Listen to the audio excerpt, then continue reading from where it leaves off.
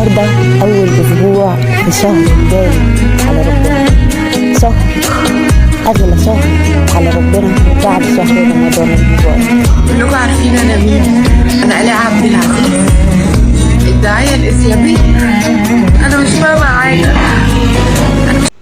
طبعا كلنا شفنا الفيديو ده في الأيام اللي فاتت، الفيديو ترند بتاع الإعلامية الدينية آلاء عبد العزيز.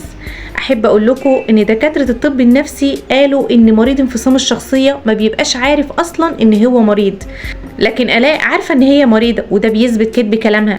الحاجه الوحيده اللي انا بقيت عارفاها دلوقتي ان انا اللي بقى عندي انفصام في الشخصيه، ما بقيتش عارفه احدد هل ان دي فعلا مريضه ومحتاجه علاج، ولا انها بتتاجر ومحتاجه شويه فلوس وعايزه تركب الترند. حبه طلعت مع شاكر وطلبت دعم وطلبت فلوس، وحبه طلعت وقالت ان انا مريضه ومحتاجه علاج. ايا يكن ايه اللي بيحصل معاها، بس انا حابه اقول ان كلنا مرضى نفسيين، محدش فينا مش مريض نفسي، وخصوصا في الزمن اللي احنا فيه دلوقتي كلنا معرضين ان احنا نصحى من النوم نلاقي نفسنا زي آلاء.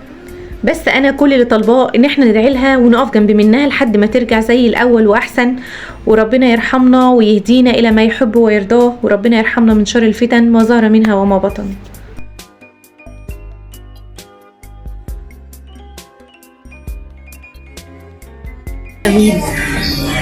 أنا آلاء عبد العزيز، المذيعة الدينية، الداعية الإسلامية.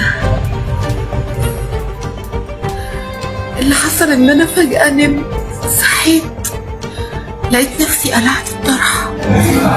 انا بصحى الصبح مش فاكرة بنتي، مش عارفة انا مين. حد يلحق،